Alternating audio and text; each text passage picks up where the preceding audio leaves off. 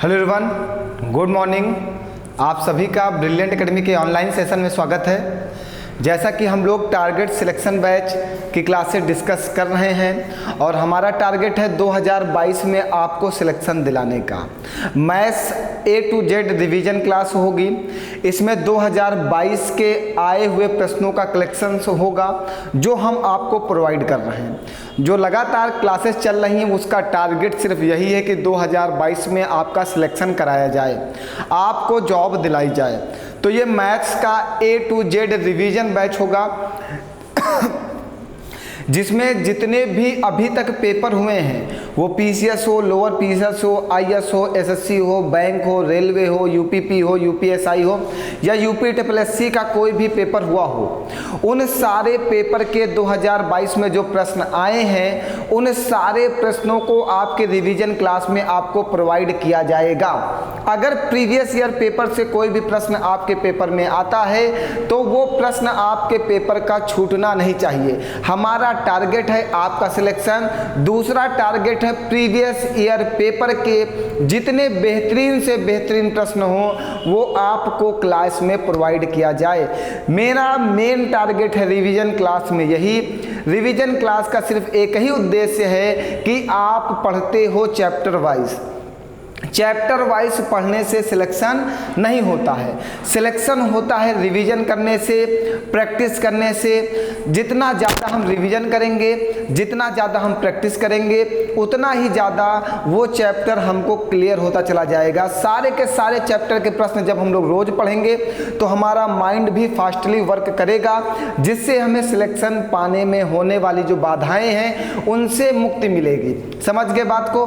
तो इसी के साथ क्लास का प्रारंभ करते हैं आज की। और आज की क्लास में भी बहुत ही बेहतरीन प्रश्न है। आप लगातार देख रहे होंगे जितनी भी क्लासेस आ रही हैं टारगेट सिलेक्शन बैच की, उसमें बेहतरीन से बेहतरीन प्रश्नों का कलेक्शन आपको प्रोवाइड किया जा रहा है। एक से बढ़ के एक प्रश्न लाजवाब वाले जो बिल्कुल यूनिक प्रश्न हैं, ऐसे प्रश्नों का कलेक्शन प्रोवाइड किया जा रहा है।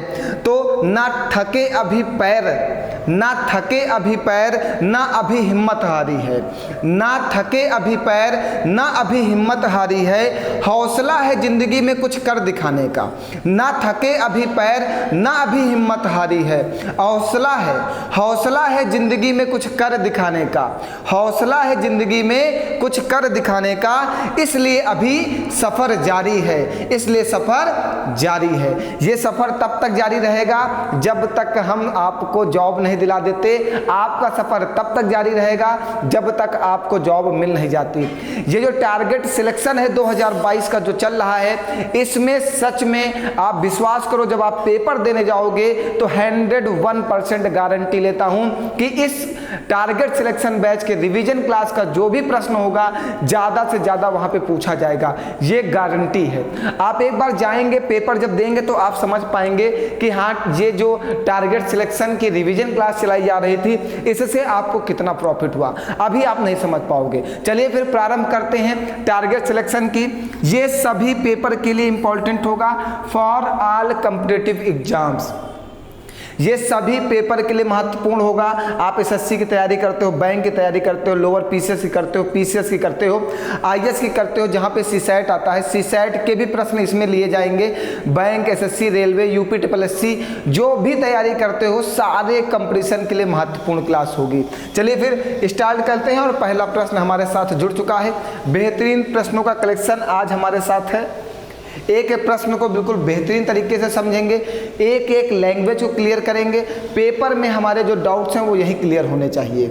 आइए, पहला प्रश्न कह रहा है x और y दो यौगिक हैं जो क्रमशः 4:3 और 4:7 के अनुपात में चांदी और तांबे के मिश्रण से बने हैं। सुनिएगा, हमारे पास दो यौगिक हैं x और y। एक यौगिक है x और एक यौगिक है y। इसमें x में जो अनुपात है वो 4:3 है और y में जो अनुपात है वो 4:7 है। ये दोनों किससे मिलके बने हैं? एक जो है ये चांदी और तांबे से मिलके बने हैं। ये चांदी का रेशियो है और ये तांबे का रेशियो है, ठीक है। पहले यौगिक में जो चांदी और तांबा का रेशियो है वो 4:3 है। दूसरे यौगिक में जो चांदी और तांबे का रेशियो है 4:7 है। ये चांदी और तांबे के मिश्रण से बने हैं। X जो है एक कोई मटेरियल है, कोई यौगिक है जो 4:3, 4 रेशियो में चांदी है और 3 रेशियो में तांबा है, उसके मिश्रण से बना है। Y एक कोई दूसरा यौगिक है, उसमें 4 यूनिट चांदी और 7 यूनिट तांबा है। अब क्या कह रहा है आगे, इन दोनों यौगिकों की समान मात्रा, मतलब X से जितनी मात्रा ली जाए उतनी ही मात्रा Y से ली जाए। इन दोनों यौगिकों की समान मात्रा को मिलाकर एक नई मिश्र धातु 2 निर्मित की जाती है। इन दोनों की मात्रा को मिलाई जाती है, मतलब X प्लस Y, इन दोनों की मात्रा को मिलाई जाती है। लेकिन मात्रा क्या है, दोनों की मात्राएं समान होनी चाहिए। दोनों की मात्राएं समान होनी चाहिए तो दोनों की मात्रा को सबसे पहले समान करते हैं। कैसे करेंगे इस बात को समझना। यहाँ पे X में चांदी और तांबे की कितनी मात्रा है, 4, 3, 7 है, और Y में कितनी है, 7, 4, 11 है। दोनों की मात्रा क्या करना है, समान करना है। यहाँ पे कह सकते हैं चांदी और तांबा 7 किलो है, यहाँ पे चांदी और तांबा 11 किलो है। दोनों की मात्रा इक्वल करना है।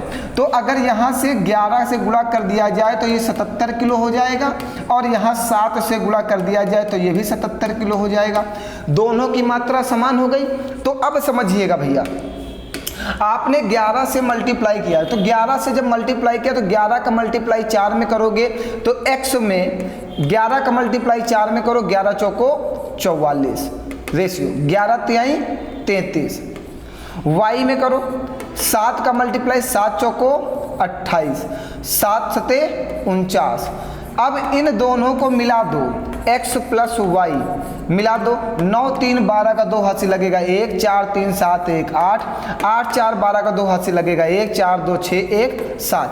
अब इसको कैंसिल आउट कर दीजिएगा और रेशियो निकल आएगा। काटो, 2 तिहाई 6 और 2 छंग 12, ये काटो, 2 चौको 8 और 2 एक 2। देखो कोई रेशियो 36 रेशियो 41। ये देखिए बहुत ही आसान मेथड है। सबसे पहले कहा दोनों की मात्रा को समान कर दिया जाए। तो यहाँ पे 7 किलो चांदी थी, यहाँ पर 11 किलो चांदी और तांबा है। यहाँ पे 7 किलो चांदी और तांबा है। दोनों की मात्रा को इक्वल करने के लिए ऊपर 11 से गुणा किए, नीचे 7 से गुणा किए। जब 11 से गुणा करें तो 11 चौको 44, 11 तिहाई 33, 7 से गुणा करें 7 चौको 28, 7 सते 49। दोनों की मात्रा को मिला दिया तो दोनों की मात्राओं को हमने जोड़ दिया। चांदी चांदी को जोड़ दिया और तांबे तांबे को जोड़ दिया और रेशियो बना लिया 36 रेशियो 41। तो नए वाले मिश्र धातु में चांदी और तांबे का नया अनुपात क्या होगा, 36:41। बताओ भैया कोई डाउट है। बहुत ही अच्छा, बहुत ही बेहतरीन प्रश्न लोअर पीसीएस 2022 के पेपर में पूछा गया। कहीं पर कोई डाउट हो तो जल्दी से कमेंट करके पूछ लीजिए, वरना प्रश्न को आगे बढ़ाया जाए। चलिए अगला प्रश्न है। और एक ये भी हम ये कह सकते हैं कि इस प्रश्न में आप एक बार प्रश्न पढ़ो, आपको लगेगा आप प्रश्न पढ़े हुए हो, लेकिन तब भी प्रश्न को करने में प्रॉब्लम आएगी। कभी कभी हमें लैंग्वेज की थोड़ी सी डिफिकल्ट होती तो हमें थोड़ा सा समझने में प्रॉब्लम होता है। ऐसी लैंग्वेज के ऊपर ही हमें वर्क करना है, क्योंकि पेपर हमें निकालना है, जॉब पानी है। इस बार टारगेट है 2022 में सिलेक्शन का, तो हमें बेहतरीन से बेहतरीन प्रश्नों को पढ़ना होगा। क्या कह रहा है, कह रहा है एक मोबाइल 2 विक्रेताओं द्वारा 45% के कुल लाभ पर बेचा गया। यदि पहले विक्रेता ने इसे 25% के लाभ पर बेचा हो तो दूसरे विक्रेता ने कितने प्रतिशत लाभ पर बेचा। बाबू आप समझिएगा, ये एक मोबाइल है, ये मेरे पास है, ठीक है। मैंने इस मोबाइल को, इसी मोबाइल को, एक मोबाइल की बात की गई, मैंने इस मोबाइल को एक अपने फ्रेंड को बेच दिया। मैंने इस मोबाइल को अपने फ्रेंड को बेचा, फिर फ्रेंड ने क्या किया, इसी मोबाइल को दूसरे व्यक्ति को बेच दिया, अपने किसी फ्रेंड को बेच दिया। समझिएगा, अब एक मोबाइल है, मैं हूं एक व्यक्ति ए ने इस मोबाइल को बी को बेचा, फिर बी ने इस मोबाइल को सी को बेचा। तो देखो कितने विक्रेता हुए। उसने कहा एक मोबाइल को 2 विक्रेताओं को बेचा गया। ये मैं हूं, मैंने पहले बेचा बी को, बी ने सी को बेचा, तो ये दोनों विक्रेता हुए। एक मोबाइल को दो विक्रेताओं को बेचा गया। अब दो विक्रेताओं को बेचा गया, दो मोबाइल विक्रेताओं द्वारा 45% का कुल लाभ प्राप्त किया गया। जब ये मोबाइल हमारे पास 100 रुपए का था, हमने जब बी को बेचा तो कुछ लाभ लेके बेचा, फिर बी ने सी को बेचा तो कुछ लाभ लेके बेचा। टोटल सी को जब बेचा गया तो 145 रुपए का मोबाइल बिका, क्योंकि 45% का कुल लाभ होता है। 100 रुपए का मोबाइल था, हमने बी को बेचा कुछ लाभ पर, बी ने सी को बेचा तो कुल लाभ 45% का प्राप्त हुआ। मतलब 100 रुपए पे अगर 45% का लाभ हुआ तो मोबाइल कितने में बेचा गया? 145 रुपए में। अब अगली लैंग्वेज समझिएगा हुआ क्या। कह रहा यदि पहले विक्रेता ने इसे 25% के लाभ पर बेचा, पहले विक्रेता ने, मैंने इस मोबाइल को 100 वाले को बी को बेचा है 25% के लाभ पर, मतलब बी को कितने में बेचा है? 125 रुपए में बेचा। बात समझ गए? मैंने 25% का लाभ प्राप्त करके बी को बेच दिया था 125 रुपए में। बी ने सी को जब बेचा है तो कुल लाभ शुरुआत से लेके अंतिम तक की जो कुल लाभ था वो 45% का था, तो वो 100 रुपए के मोबाइल पर जब कुल लाभ हुआ तो 145 का बिका। अब कह रहा है तो दूसरे विक्रेता ने कितने प्रतिशत लाभ पर बेचा? तो इस विक्रेता ने, बी ने सी को कितने % लाभ पर बेचा, ये पूछा गया। ये बी ने कितने रुपए में मोबाइल खरीदा था? 125 रुपए में खरीदा था। बेचा कितने में? 145 रुपए में। तो इसे लाभ हुआ या हानि? लाभ हुआ। 125 रुपए का मोबाइल जब 145 रुपए में बेचा गया तो इसको लाभ हुआ। कितने रुपए का? 20 रुपए का। आपको प्रॉफिट % बताना है। प्रॉफिट इंटू 100 अपॉन में सीपी। 25 पंचे 125, 25 चौको 100, 5 चौको 20, 4 चौको 16% के लाभ पर दूसरे विक्रेता ने कितने % लाभ पर बेचा? 16% के लाभ पर बेचा।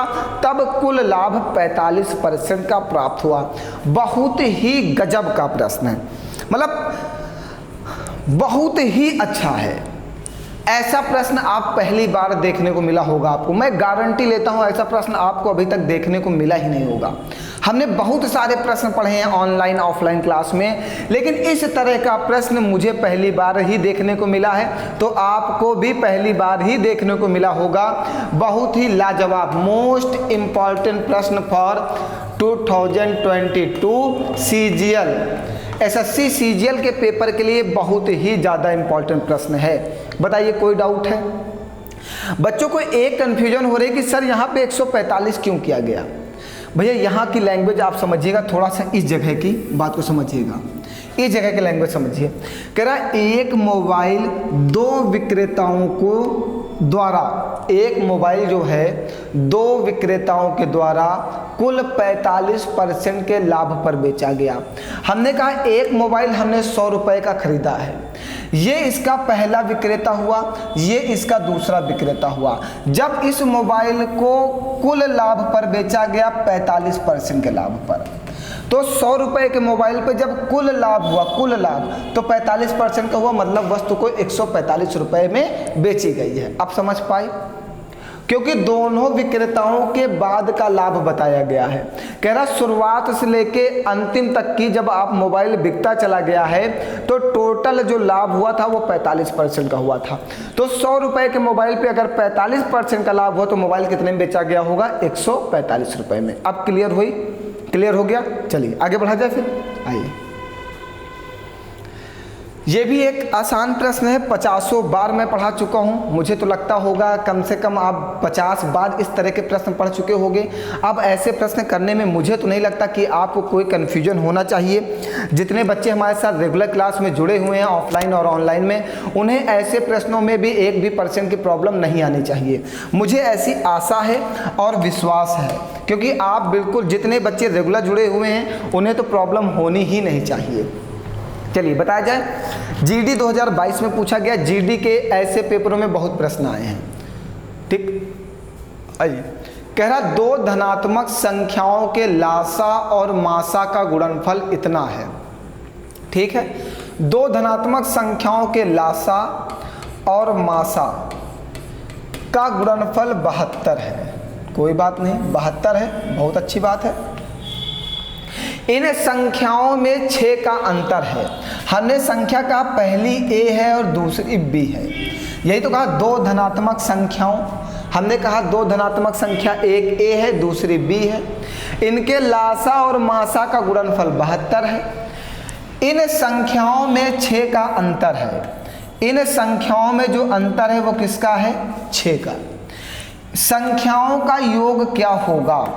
संख्याओं का योग बताना है। जब हमें दोनों संख्याएं पता चल जाएंगी तब हम योग निकाल लेंगे। जब हमें दोनों संख्याएं पता चल जाएंगी तब हम योग निकाल लेंगे।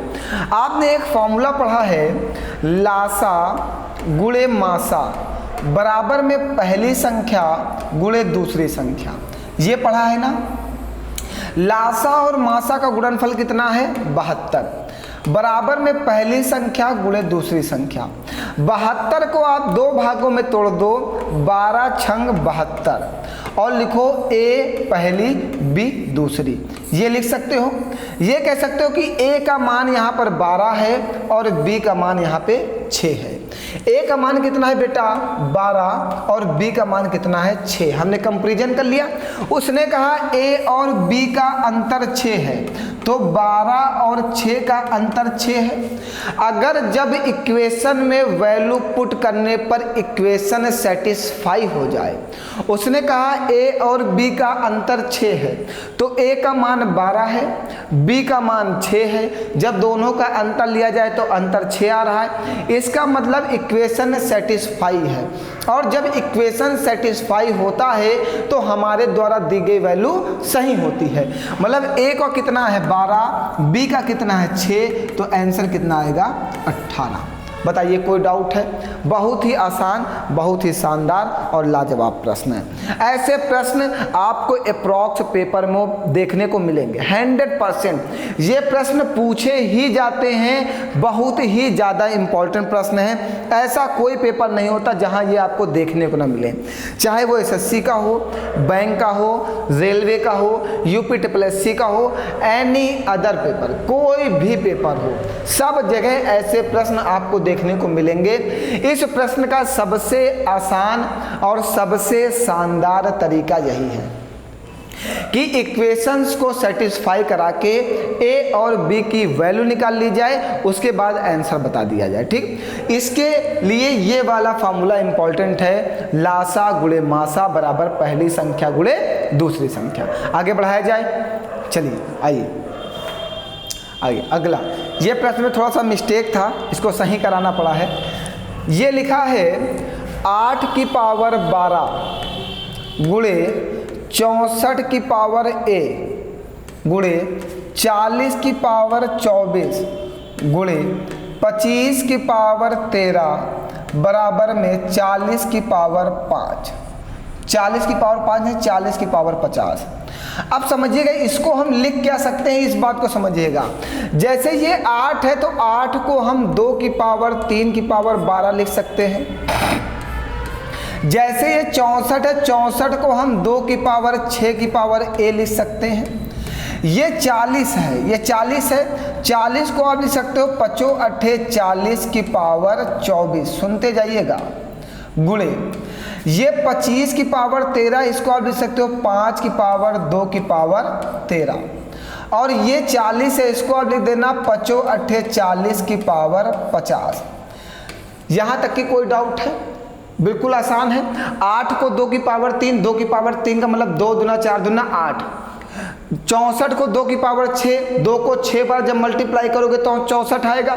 जैसे 25 है तो 25 को 5 की पावर 2। ठीक, अब आगे एक लाइन और बढ़ाई जाए। चलिए, इसका गुणा कर देना, 12 तिहाई 36 गुणे 6 का नाम 6 मतलब 6a। यहाँ पे ये वाली जो वैल्यू है इसको आप क्या लिख सकते हो, ये 5 की पावर 24 गुणे 2 की पावर 3 की पावर 24 लिखा जा सकता है। 8 को हमने लिख दिया 2 की पावर 3 और इसकी पावर 24 है, उस 24 को जरूर लिखेंगे। ये 24 5 की पावर भी जाएगा और 8 की पावर भी जाएगा, दोनों अलग अलग हैं, एक ही ब्रैकेट में, तो जो पावर है वो दोनों को मिलेगी। ठीक, आगे आइएगा। इसको क्या लिखोगे, 5 की पावर 2 का मतलब 5 की पावर 36। यहाँ पे 5 की पावर 50 गुणे 2 की पावर 3 की पावर 50। ठीक, आइए अगली लाइन समझिएगा आप, अगला वाला लाइन समझिए। यहाँ पे देखिएगा ये जो 5 की पावर 24 और 5 की पावर 36 है, 2 की पावर 36 गुणे 2 की पावर 6 की पावर 1 गुणे 24 या 72, 2 की पावर 72। भैया जब आधार समान होते हैं, जब आधार समान होते हैं तो गुणा में घातें जुड़ जाती हैं। तो 5 की पावर 24 प्लस 36 कितना होगा, 5 की पावर 50 होगा।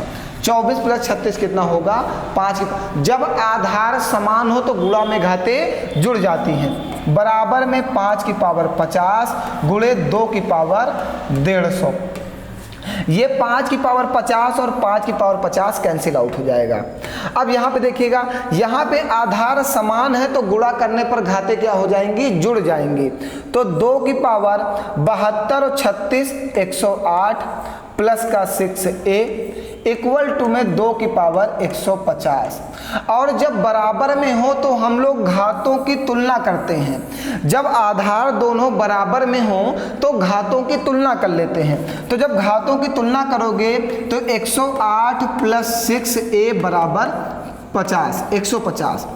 ये 108 उधर जाएगा तो माइनस हो जाएगा, कितना हो जाएगा 42, 6 सते 42, तो a का मान कितना आ गया 7। बहुत ही बेहतरीन प्रश्न ये भी है, बहुत ही शानदार है, लाजवाब, काबिले तारीफ प्रश्न।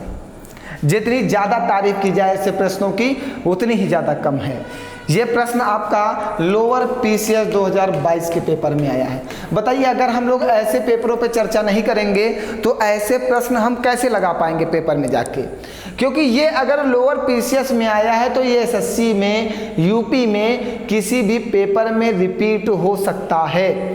ऐसा कोई प्रश्न नया बनाया जा सकता है। बात को समझिएगा, जब भी कोई प्रश्न नया बनता है तो यूनिट चेंज हो जाती है, डिजिट चेंज कर दी जाती है। इस बेस को लेके कोई एक नए प्रश्न का निर्माण किया जा सकता है। इसलिए अगर हम उस टाइप का कोई प्रश्न डिस्कस किए होंगे तो हमारे माइंड में उसके कैलकुलेशन सेट होगा कि वो कैसे सॉल्व किया जाता है, तो पेपर में जाके हम उसको लगा पाएंगे। बस इसीलिए एक एक प्रश्न पे डिस्कस करना जरूरी है। जितने अच्छे प्रश्न हैं उनको क्लास में जरूर सॉल्व कराया जाएगा, नॉर्मल वाले चाहे एक बार सॉल्व ना कराए जाए। ठीक, आइए आगे बढ़ा जाए। चलिए अगला प्रश्न पढ़िएगा आप जल्दी से, बहुत ही अच्छा प्रश्न ये भी है।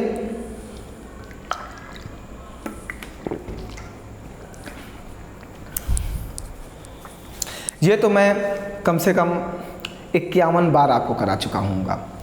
देखो रिवीजन क्लास का मतलब यही है कि ज़्यादा से ज़्यादा प्रश्नों का कलेक्शन, हर टाइप के प्रश्न आने चाहिए जिससे हमें हर एक चैप्टर तैयार रहे। चैप्टर के पेपर के क्वेश्चंस होंगे तो पेपर के आए हुए प्रश्न में जैसे भी प्रश्न पूछे जाते हैं वो सारे प्रश्न आपके पास होंगे। ये लोअर पीसीएस 2022 के पेपर का है। ठीक, क्या कह रहा है, ए और बी एक खाली टंकी को क्रमशः 30 मिनट और 60 मिनट में भर सकते हैं। ए एक टंकी को भर सकता है 30 मिनट में, बी एक टंकी को भर सकता है 60 मिनट में। नल सी पूरी भरी हुई टंकी को 45 मिनट में खाली कर सकता है। अब दो नल भरने का काम करते हैं और एक नल टंकी खाली करने का काम करता है। कौन सा नल, ये दोनों प्लस हैं क्योंकि ये भरने का काम करते हैं, और सी वाला नल क्या है, माइनस है क्योंकि ये खाली करने का काम करता है। दो लोग टंकी को भर रहे हैं और एक लोग टंकी को खाली कर रहे हैं। दो लोग टंकी को भरने का काम करते हैं, तीसरा वाला टंकी को खाली करने का काम करता है। यदि तीनों नलों को एक साथ खोल दिया जाए तो खाली टंकी को भरने में कितना समय लगेगा। अगर तीनों नलों को एक टंकी में खोल दिया जाए, सबसे पहले उस टंकी की क्षमता पता करनी होगी कि वो टंकी कितने लीटर की है। तो जब इन तीनों का आप एलसीएम ले लोगे, कितना एलसीएम जाएगा, 15 × 45, 15 दूना 30, 15 चौको 60, 15 × 45, 2 दूनी 4 और 4 × 12, 180 आएगा। मतलब वो टंकी जो है 180 लीटर की है जिसे हमें भरना है। वो टंकी जो है वो टंकी 180 लीटर की है जिसे हमें भरना है, ठीक है। वो टंकी 180 लीटर की है जिसे हमें भरना है। तो उस टंकी को भरते हैं और देखते हैं कि कैपेसिटी क्या है। अब सबसे पहले हमें तीनों नल की कैपेसिटी चाहिए। जब नल की क्षमता पता हो जाएगी तो टंकी को हम आराम से भर लेंगे। समझिएगा आप, 30 से आप इसको डिवाइड करोगे 3 छंग 18, 6 से आप इसको डिवाइड करोगे 6 त्रिक 18, 45 से आप इसको डिवाइड करोगे 45 चौको 180, कट गया सब के सब। अब समझिएगा, नल ए की क्षमता है कि वो 1 मिनट में 6 लीटर पानी भरता है। नल बी की क्षमता है कि वो 1 मिनट में 3 लीटर पानी भरता है। नल सी की क्षमता है कि वो 1 मिनट में 4 लीटर पानी निकालता है। अगर हम बात करें ये तीनों लोग अगर 1 मिनट तक काम करें तो काम क्या होगा, A + B - C, क्योंकि C खाली करने का काम करता है। अगर पहले मिनट में ए ने 6 लीटर भरा, उसी टाइम नल बी भी चल रहा है, उसने 3 लीटर भरा, उसी टाइम नल सी चल रहा है, वो 4 लीटर खाली किया। काम कितने मिनट का, 1 मिनट का। 1 मिनट में ये काम हुआ ना, 1 मिनट में ये काम हुआ। 1 मिनट में काम कितना हुआ, 6 3 9 - 4, मतलब 5 लीटर टंकी भर गई है 1 मिनट में। 1 मिनट में कितने लीटर भर गई, 5 लीटर भर गई। अब हमें भरना कितना है, 180 लीटर। भैया पहले देखो एक साथ तीनों नलों को खोल दिया गया, तो पहले वाले नल ने 6 लीटर भरा, दूसरे वाले नल ने 3 लीटर भरा और तीसरे वाले नल ने 4 लीटर पानी को बाहर कर दिया। तो टोटल पानी भरा कितना 1 मिनट में, 5 लीटर। टंकी कितने लीटर की, 180 लीटर की। तो 180 लीटर की टंकी भरने में कितना मिनट लगेगा ये आपको बताना है। तो 36 से जब इधर गुणा कर देंगे, 36 × 5 = 180 लीटर। तो 36 से इधर भी गुणा करेंगे तो ये आ जाएगा 36 मिनट। 36 मिनट में 180 लीटर की टंकी भर जाएगी। ये आपका आंसर आ गया। भैया बताओ, कोई डाउट है किसी को, कहीं पर कोई प्रॉब्लम बताइए जल्दी से। कहीं पर कोई भी डाउट हो तो आप बताओ जल्दी से, बताइए भैया कहीं पर कोई डाउट है, चले आगे बढ़ाया जाए। कहीं पर कोई डाउट हो तो कमेंट करके जल्दी से बताओ, वरना आगे बढ़ते हैं, बढ़ा जाए। चलिए, कह रहा ए और बी किसी कार्य को क्रमशः 60 दिनों में 90 दिनों में कर सकते हैं। सी की सहायता से इन्होंने इस कार्य को 20 दिनों में पूरा कर लिया। यदि उनकी कुल कमाई इतने रुपए है तो यह देखते हुए कि उनकी कमाई उनके काम के अनुपात में है तो सी का हिस्सा कितना होगा। ठीक है, समझिएगा। देखो ए एक काम को 60 दिनों में करता है और बी एक काम को 90 दिनों में करता है। जब ए और बी की सहायता सी करता है, ए और बी की सहायता सी करता है तो यह काम 20 दिनों में हो जाता है। बात समझ गए। कह रहा सी के सहायता से उन्होंने इस कार्य को 20 दिनों में पूरा कर लिया। मतलब ए और बी के साथ जब सी काम करता है तो काम 20 दिनों में पूरा हो जाता है। ए अकेले करता है तो 60 दिन का काम 60 दिन लेता है, बी अकेले करता है तब 90 दिन का समय लेता है, और तीनों मिलकर करते हैं तो काम 20 दिनों में हो जाता है। अब सबसे पहले हमें पता करना होगा कि वो काम है क्या। तो इसका एलसीएम ले लो 180। तो ये टोटल वर्क है जो हमें करना है। 60 से इसको डिवाइड करो, इसकी कैपेसिटी 3, 90 से इसको डिवाइड करो, इसकी कैपेसिटी 2, इसको 20 से डिवाइड करो, इन तीनों की कैपेसिटी 9। जब तीनों की कैपेसिटी 9 है तो यहाँ से सी की कैपेसिटी अलग निकाली जा सकती है। देखो ए अनुपात बी अनुपात सी, ये इनकी इफिशियंसी का रेशियो बना लो, क्षमता का रेशियो बना लो। ए का कितना है क्षमता 3 है, बी की कितनी क्षमता है 2। जिस अनुपात में उनकी क्षमता होगी उस अनुपात में उन्हें पैसा मिलेगा, क्योंकि जिस अनुपात में मेरी कैपेसिटी होगी हम उसी अनुपात में काम करते हैं। अगर मेरी क्षमता है कि हम एक दिन में 3 लीटर दूध पिएंगे तो हमें 3 लीटर दूध का ही पैसा मिलेगा। अगर हमारी क्षमता है कि हम एक दिन में 2 लीटर दूध पिएंगे तो हमें 2 लीटर दूध का ही पैसा मिलेगा ना। जितना खर्च होगा, जितना काम करोगे उतना ही पैसा मिलेगा। अब समझिएगा, हमें सी की कैपेसिटी निकालनी है। इन तीनों की कैपेसिटी कितनी है 9। ए प्लस बी प्लस सी की कैपेसिटी कितनी है 9। ए और बी की कैपेसिटी पुट कर दी जाए, 3 2 5, तो सी की कैपेसिटी निकल आएगी कितनी 4। सी की कैपेसिटी निकल आई, सी की कैपेसिटी निकल आई। अब हमारे पास जो धन है हम उसको बांट सकते हैं। जिस अनुपात में हमारे काम करने की क्षमता होगी उस अनुपात में हमें धन मिलेगा। उनकी कुल कमाई 36,000 रुपया है। उन्होंने इस काम को करने के लिए 36,000 रुपये लिए। सी का हिस्सा कितना है, जिसका हिस्सा निकालना है उससे गुणा करते हैं। रेशियो मेथड में यही होता है कि जिसका हिस्सा निकालना हो उसके रेशियो से गुणा करो।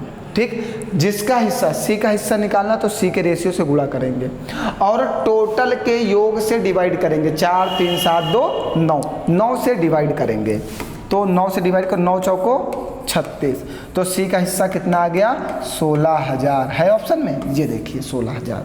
बताइए कोई डाउट है आपको कहीं पर? बिल्कुल क्लियर है सबको? आगे बढ़ाया जाए फिर। देखिए ये तो प्रश्न बहुत बार हो चुके हैं, अब तो ये आपको आ ही जाने चाहिए और प्रश्न पूछे जाएंगे आपके पेपर में। आइए, ये भी बहुत ही आसान प्रश्न है, बहुत ही आसान है। कम से कम मैं आपको आज तक की 10 बार तो पढ़ा चुका हूँगा। क्या कह रहा है? कह रहा है एक धनराशि साधारण ब्याज दर से 3 वर्षों में इतनी और 6 वर्षों में इतनी हो जाती है। भैया हमने कहा जब भी प्रश्न में लिखा हो जाती है, तो हो जाती है का मतलब होता है कि वह मिश्र धन होता है, वह धन जो है मिश्र धन बन जाता है। अगर कोई धन हो जाती है ये कहा जाए तो वह धन मिश्र धन बन जाता है। अब समझिएगा, और जब साधारण ब्याज में 2 मिश्र धन को घटाया जाता है तो हमें ब्याज प्राप्त होता है। साधारण ब्याज में जब 2 मिश्र धन को घटाया जाता है तो हमें ब्याज प्राप्त होता है। चलिए 6 वर्ष में कितनी हो जाती है 6,000। 3 वर्ष में कितनी हो जाती है 4200। जब इसको घटाओगे 6 से 3 तो 3 वर्ष का, ये 2 0 2 0 1 हासिल 8 5 से 4, तो 3 वर्ष का क्या आ गया ब्याज आ गया। साधारण ब्याज में जब 2 मिश्र धन को 2 अमाउंट को माइनस किया जाता है तो हमेशा हमें ब्याज प्राप्त होता है। हमें 3 वर्ष का ब्याज प्राप्त हो गया। अब भैया जब 3 वर्ष का ब्याज प्राप्त हो गया तो आपको पता है कि जब प्रिंसिपल निकालना हो तो अमाउंट से ब्याज को माइनस कर दो तो आपको प्रिंसिपल मिल जाता है। यहाँ पे कितने वर्ष का ब्याज है 3 वर्ष का, तो यहाँ पे 3 वर्ष का ये प्रिंसिपल लिखा हुआ है। 3 वर्ष का ब्याज जब आप इसमें से घटा दोगे 1800 तो ये कितना आएगा 2400 रुपया। ये आपका क्या बन जाएगा प्रिंसिपल बन जाएगा। यहाँ से 3 वर्ष का ब्याज जब आप इसमें से माइनस कर दोगे तो आपको प्रिंसिपल मिल जाएगा। अब आप आसानी से दर निकाल सकते हो। कैसे? साधारण ब्याज बराबर PRT अपॉन 100 से। साधारण ब्याज कितना है 1800 रुपया है, प्रिंसिपल कितना है 2400 रुपया है। आर आपको निकालना है। समय कितने, जितने वर्ष का ब्याज रखे होगे उतना ही समय यहाँ पे रख देना बटे में 100। ये 2 0 से 2 0 कट जाएंगे, ये 3 छंग 18 कट जाएगा, ये 6 एकन्नम 6 और 6 चौको 24 कट जाएगा, ये 4 से कटेगा 25 चौको 100, तो रेट ऑफ इंटरेस्ट कितना आ जाएगा बाबू 25%। ये भी प्रश्न बहुत बार पढ़ा चुका हूँ। अब ये प्रश्न आपका रुकना नहीं चाहिए पेपर में, जब भी आए तुरंत का तुरंत सॉल्व करके आंसर दे देना। ये भी प्रश्न लोअर PCS 2022 के पेपर का है। बहुत ही आसान प्रश्न है, इस प्रश्न को मैं कठिन प्रश्न में गिनता ही नहीं हूँ, इतनी बार पढ़ा चुका हूँ कि अब आपको ये याद ही हो गया होगा कि कैसा कॉन्सेप्ट है और कैसे करना है मैं ना। चले आगे बढ़ाया जाए, आइए। ये भी बहुत ही आसान प्रश्न है। अब शंकु की बात कर रहा है, शंकु क्या और शंकु का आयतन कितना होगा। तो सबसे पहले वॉल्यूम का फॉर्मूला क्या होता है, 1/3 पाई आर स्क्वायर एच। मतलब हमारे पास आर और एच की वैल्यू आ जाए तो हम शंकु का आयतन निकाल सकते हैं। एक शंकु के आधार की त्रिज्या आर दिया गया है आपको 7 सेंटीमीटर, तिरछी ऊंचाई मतलब एल दिया गया आपको, तिरछी ऊंचाई 25 सेंटीमीटर। एच आपको नहीं दिया गया, जब एच मिलेगा तभी आयतन निकाल पाओगे। अब समझो, जैसे ये आपका शंकु है, ये आपका शंकु है, ठीक है। शंकु की त्रिज्या हमको दी गई कितनी, 7 सेंटीमीटर। तिरछी ऊंचाई, ये इसकी त्रिज्या की ऊंचाई होती है 25 सेंटीमीटर। ये इसकी ऊंचाई h है, ये हमें नहीं दी गई। ये जो बनता है यहाँ से, ये बनता है राइट एंगल ट्रायंगल, मतलब समकोण त्रिभुज बनता है। और समकोण त्रिभुज में 25 7 का ट्रिपलेट होता है 24, 24 7 25 ये ट्रिपलेट होता है। 24 7 25 ये ट्रिपलेट होता है। बहुत सारे बच्चे ट्रिपलेट पढ़े होंगे, बहुत सारे बच्चे नहीं पढ़े होंगे, तो वो पढ़ लेंगे। होता क्या है ये भी मैं बता देता हूँ। ये आपका आधार होता है, ये आपका परपेंडिकुलर होता है, ये आपका हाइपोटेनियस होता है। तो होता है बेस का स्क्वायर प्लस परपेंडिकुलर का स्क्वायर इक्वल टू हाइपोटेनियस का स्क्वायर। तो बेस कितना यहाँ पे 7, 7 सते 49, परपेंडिकुलर हमें निकालना है, हाइट का स्क्वायर मतलब 25 का स्क्वायर 625, 49 उधर जाएगा तो माइनस हो जाएगा तो आ जाएगा 576, और 576 जब अंडर रूट में जाएगा तो ये होता है 24 का स्क्वायर। तो परपेंडिकुलर मतलब हाइट कितना आ जाएगा 24। वैसे बहुत सारे बच्चों को ट्रिपलेट याद रहता है, इसलिए प्रश्न लगाने में समय नहीं लगता। तो कुछ इंपॉर्टेंट ट्रिपलेट होते हैं जो हमने ट्रायंगल की क्लास में आपको पढ़ाया है, वो इंपॉर्टेंट ट्रिपलेट आप एक बार जाके क्लास में देख लेना, वो सारे नोट डाउन कर लेना, बस उसी से पेपर में ट्रिपलेट पूछा जाता है, ठीक। तो ट्रिपलेट अगर 24 7 25 याद होगा तो आपको ये परपेंडिकुलर फिर निकालना नहीं पड़ेगा, आप डायरेक्ट लिख दोगे, ठीक। अब आंसर आ जाएगा। वॉल्यूम निकालना है, 1/3 पाई का मान होता है 22/7। आर आपके पास 7 × 7 और ऊंचाई कितनी है 24। ये 7 से 7 कटेगा, ये तीनों 8 24 कटेगा। 8 दूनी 16 का 6 हासिल लगा 1, 8 दूनी 16 1 17, 17 × 7, 7 छंग 42 का 2 हासिल लगेगा 4, 7 सते 49 1 50, 3 53 का 3 हासिल लगेगा 5, 7 का 9 7 5 12, 1232 सेंटीमीटर क्यूब ये आ गया। तो वॉल्यूम का आप फार्मूला लिख लीजिएगा और सारी चीज़ें हमने बता दी हैं, सारी चीज़ें आपकी वैल्यू पता चल जाए, आपका आंसर आ जाएगा। चले आगे बढ़ा जाए, आइए। यह भी एक बेहतरीन और लाजवाब और शानदार प्रश्न है। यह लोअर पीसीएस 2022 के पेपर का है, बहुत ही अच्छा प्रश्न है, खतरनाक। इसकी लैंग्वेज जो समझ गया वो तो निकाल ले जाएगा, जो लैंग्वेज नहीं समझ पाया वो नहीं निकाल पाएगा। अगर आप लैंग्वेज समझ गए तब तो आप निकाल ले जाओगे, लैंग्वेज नहीं समझ पाए तब तो प्रॉब्लम क्रिएट करेगा। क्या कह रहा, पहली 35 सम प्राकृतिक संख्याओं के गुणनफल में दहाई के स्थान का अंक क्या होगा।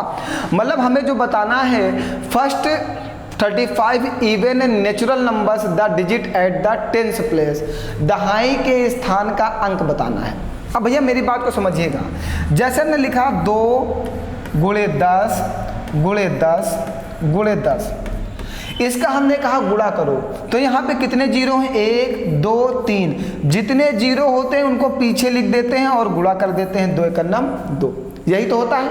जितने जीरो पीछे उनको लिख दो और गुणा कर दो। जैसे हमने लिखा 20 × 20, तो यहाँ पे 1 2 जीरो है, 2 जीरो को पीछे लिख दो, 2 दूनी 4। मतलब गुणा जब भी संख्याओं को गुणा किया जाए तो उस गुणनफल में जितने जीरो आते हैं उनको उठा के पीछे लिख देते हैं और शेष संख्याओं का क्या कर देते हैं, गुणा कर देते हैं। अब समझिएगा, यहाँ पे कहा 35 सम प्राकृतिक संख्याओं का गुणा करो। तो जैसे सम प्राकृतिक संख्या जैसे 2 × 4 × 6 × गुणे 8 गुणे 10 गुणे 12 गुणे 14 गुणे 16 गुणे 18 गुणे 20 गुणे 22, ऐसे डैश डैश डैश एक सम प्राकृतिक संख्या आएगी 30, फिर 32, फिर 34, यही तो आएगी। ये 35 तक की कहा है, हमने 34 तक लिख लिया। प्रथम 35 सम प्राकृतिक संख्या, अभी इसमें बहुत सारी आने वाली हैं, हमने अपने उपयोग भर की लिख ली हैं, ठीक है। आपको प्रथम 35 लिखना है।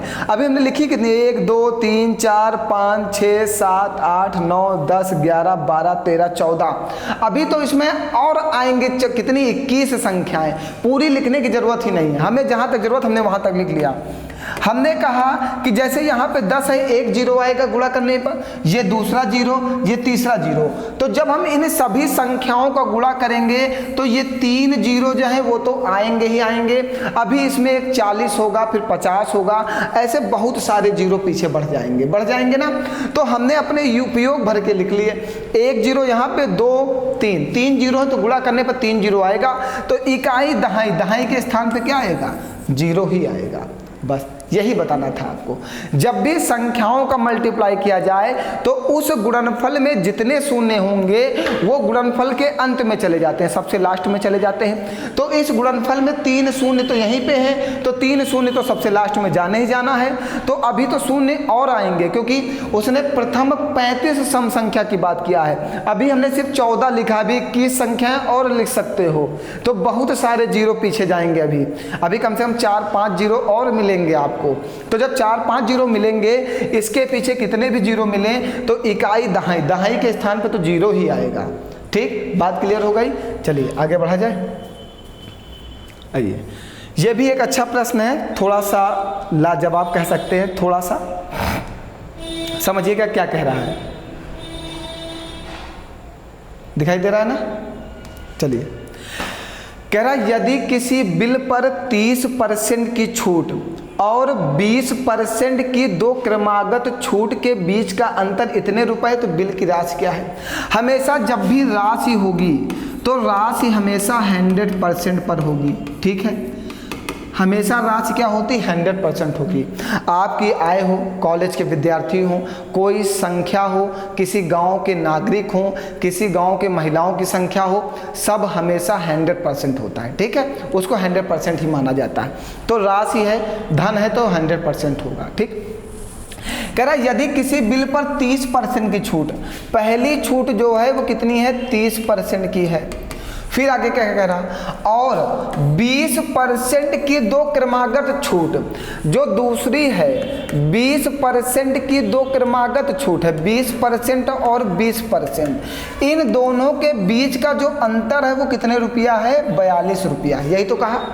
तो हम जो ये 20% और 20% की 2 क्रमागत छूट है, तो क्रमागत छूट का हम लोग निकालते हैं प्रतिशत परिवर्तन, या कह दे कुल छूट, कुल छूट निकालते हैं। तो कुल छूट के लिए हम लोग लगाते हैं x + y - xy अपॉन 100, ये फॉर्मूला लगाते हैं। तो पहली छूट कितनी है, 20 की, दूसरी छूट कितनी है, 20 की, माइनस 20 गुणे 20 बटे में 100। तो यहाँ से कुल छूट कितनी आ जाएगी, 36% की आ जाएगी। आप समझिएगा, पहली छूट है 30% की, दूसरी छूट जो है वो है 36% की। इन दोनों का अंतर कितना आएगा, 6%। इन दोनों का अंतर कितने रुपया है, 42 रुपया है। 1% की वैल्यू कितनी आ जाएगी, 7, 6 का नम 6, 6 सते 42। राशि क्या होती है, 100%, तो 100 से इधर गुणा कर देना, ये बन जाएगा 100%, और 100 से इधर गुणा कर देना, तो ये आपकी राशि आ जाएगी 700 रुपया। बताइए कोई डाउट है, बहुत ही आसान था, बस थोड़ी सी लैंग्वेज इधर उधर करता है। तो ये वाला याद रखिएगा, ये इसमें के लिए इंपॉर्टेंट था, जो दूसरा वाला दिया था 2 छूट क्रमागत वाली। जब भी 2 क्रमागत छूट दे उसको टोटल छूट में कन्वर्ट कर लिया करो, कुल छूट बना लिया करो। कुल छूट बनाने के लिए हमने फॉर्मूला बता दिया है, x + y + xy अपॉन 100। आगे बढ़ा जाए। आइए, ये प्रश्न आपके लिए है, इसके आगे कल क्लास पढ़ाई जाएगी। इस प्रश्न का उत्तर सभी लोग देंगे, अगर नहीं दे पाना तो कमेंट करके जरूर बता देना, जिससे मैं इस प्रश्न का उत्तर आपको दे सकूं। वैसे कोशिश करो सभी बच्चे लगाया जरूर करो, और सभी बच्चे प्रश्न लगाने के बाद कमेंट जरूर किया करो। ये सभी लोग आप अपने एक मन में जरूर कर लो कि आपको कमेंट करना है। अगर मैं मेहनत करता हूं तो आप लाइक कर सकते हो, कमेंट कर सकते हो, शेयर कर सकते हो, चैनल को सब्सक्राइब कर सकते हो। आगे हमारी कल बेहतरीन यही टारगेट सिलेक्शन की जो क्लासेस हैं, ये रेगुलर वे में रीजनिंग भी आने वाली है। शाम को 8 बजे रीजनिंग चलेगी, सुबह 8 बजे मैथ चलेगी। बस आप इसी मेहनत के साथ लगे रहो, हम आपके लिए सारी क्लासेस प्रोवाइड करने का प्रयास करते हैं, ठीक है। क्योंकि सीजीएल में प्री और मेंस में रीजनिंग भी जोड़ दी गई है, इसलिए अब रीजनिंग को भी इंपॉर्टेंस देनी होगी, इसलिए उसकी भी क्लासेस रेगुलर चलाई जाएंगी, ठीक है। आगे मिलते हैं कल। धन्यवाद आपके लिए, इतना ही, बहुत बहुत धन्यवाद आप सभी लोगों का।